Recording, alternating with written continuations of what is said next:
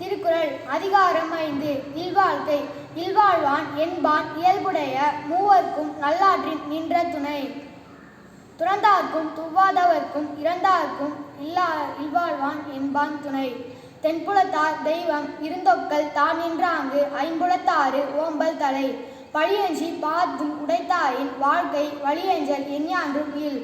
அன்பும் அறனும் உடைத்தாயின் இல்வாழ்க்கை பண்பும் பயனும் அது.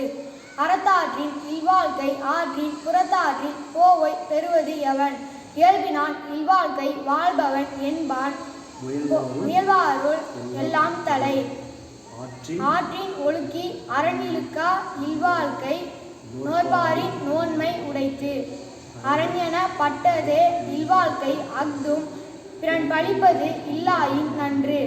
வையத்துள் வாழ்வாங்கு வாழ்பவன் வானுரையும் தெய்வத்துள் வைக்கப்படும். நன்றி, வணக்கம்.